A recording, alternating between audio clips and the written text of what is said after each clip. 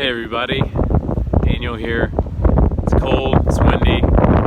I am a little less than 3 miles away from a rocket sitting vertical between those two buildings behind me.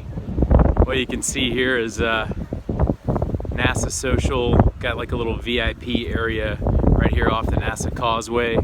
We got to stay between these ropes. There are alligators, all kinds of things, and then of course the dangers of rocket debris. Hopefully you can hear me with the wind. I want to talk to you about why I'm here, why I care. I love science, I love space, but to be honest, I've wondered what this whole thing was all about my whole life. Why I was on this tiny blue dot in the middle of infinite space. And I'm still wondering every second of every day. Sometimes it makes sense, most of the time it doesn't. Pretty sure there are some answers right here on this ground, but I think a large percentage of the answers that we're all looking for are up there. 50 miles up where it turns black instead of blue. That's where truth lives. A lot of people before us spent their entire lives making up stories and dreaming about what the sky meant, what the stars were, what the planets meant, what they were. And here we are in the most incredible time of human experience, in the annals of history, launching 5,600 pounds on a little candle straight up to basically an apartment that is rotating around the Earth at 17,000 miles per hour, and we call that the space station. And it's just the beginning. In the next 5 years, we're probably going to send supplies to Mars. And then in the next 10 to 15 years, we're gonna build a legitimate colony there. And that will also still just be the beginning. After that, probably after I'm long gone, we will be a legitimately spacefaring civilization.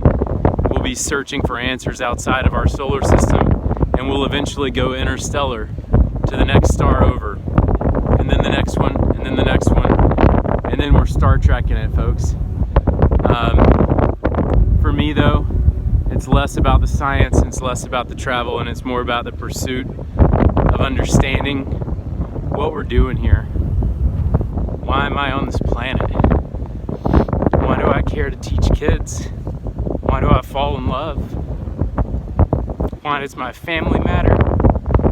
These are the questions that I have, and I need to know the answers. And I would guess if you're all honest with yourselves, you would have really similar questions. And if you're a student and you're watching this, I'm not telling you that you should get into rocket science, but maybe you should. But I am telling you that you should seek answers, because if you do, you're gonna find some of them. You may spend the rest of your life trying to find others, but if you seek, you'll find some stuff. You'll find some answers. You may be able to sleep better at night. You may be able to smile when things are hard. You may be able to love harder.